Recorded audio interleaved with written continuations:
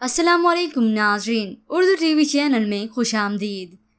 Viewers, drama serial लोग क्या कहेंगे एपिसोड 6 में आप देखेंगे। हसीब के चले जाने के बाद आखिरकार मीरब का घर सील हो ही गया। इस मुश्किल घड़ी में मीरब का भाई नहीं बल्कि हसीब का दोस्त ही मीरब के काम आता है। फिर बहुत दुखी होकर मीरब अपनी और हसीब की तस्वीरें वहां से उठाती है। जिस मुश्किल घड़ी में मीरब और उसके बच्चे गुजर रहे हैं, साथ भी उनकी इसी परेशानी को खूब अच्छे से समझता है। और आखिरकार मीरब और उसके बच्चों को ये घर हमेशा हमेशा के लिए छोड़कर जाना पड़ा। वो रोते हुए इस घर से बाहर चली आई। इसके बाद सादी इन सब की मदद करते हुए इन्हें अपने घर में रखता है। तो मीरब की सास को ये अच्छा नहीं लगा। वो मीरब को कहती हैं, जाओ अपने लिए अपने बच्चों के लिए कोई ठिकाना बनाओ।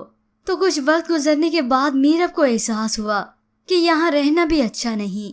जिसके बाद वो साद से खुद ही बात करती है, मैं बच्चों को यहाँ से लेकर शिफ्ट होना चाहती हूँ। तो साद उसकी ये बात मानते हुए आखिर उसके लिए एक घर तलाश करता है। उसे विजिट के लिए लेकर आया, मुतमईन वो भी नहीं था, मगर मीरब इस घर में रहने के लिए राजी हो गई। वो उसे समझाता है, देखो बच्चे यहाँ एडजस्ट नहीं कर पाएंगे।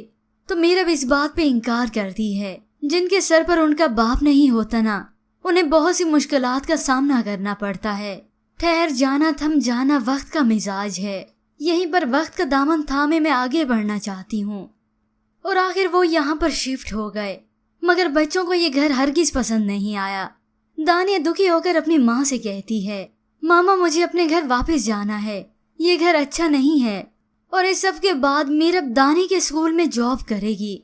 काश मीरब अपनी जिंदगी में मुतवाजन तरीका पहले इख्तियार कर लेती, तो आज इसे अपने बच्चों के साथ ये दिन न देखने पड़ते।